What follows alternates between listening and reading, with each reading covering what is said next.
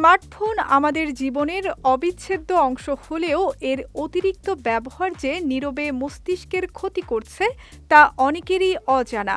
সম্প্রতি এক গবেষণায় উঠে এসেছে দিনে ১০০ বারের বেশি ফোন আনলক করা মারাত্মকভাবে মনোযোগ, স্মৃতিশক্তি এবং শেখার ক্ষমতা কমিয়ে দিচ্ছে।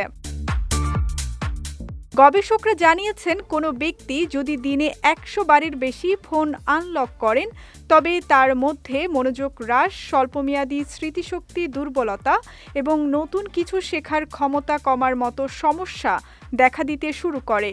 আর এই সংখ্যাটি যখন ১৫০-এর কাছাকাছি পৌঁছায় তখন সমস্যাগুলো আরও প্রকট আকার ধারণ করে। কারণ ফোনের নোটিফিকেশনের সামান্য শব্দ বা আলো আমাদের মস্তিষ্কে একটি ক্ষণস্থায়ী উত্তেজনা সৃষ্টি করে।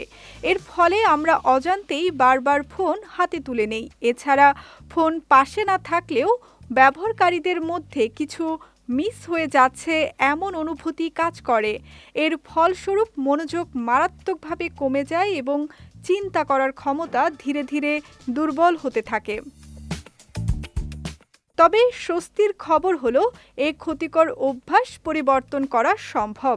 বিশেষজ্ঞরা জানিয়েছেন মাত্র ২ থেকে ৩ সপ্তাহ কিছু সাধারণ নিয়ম মেনে চললেই এর ইতিবাচক পরিবর্তন দেখা যেতে পারে। কাজ করা, পড়াশোনা করা, ঘুমানো বা খাবার খাওয়ার সময় ফোনটিকে নিজের কাছ থেকে দূরে রাখা। এছাড়া দিনে কিছু নির্দিষ্ট সময়কে ফোন মুক্ত সময় হিসেবে গড়ে তুলতে পারলেই আপনার মস্তিষ্ক হয়ে উঠবে আরও সক্রিয় ও সতেজ।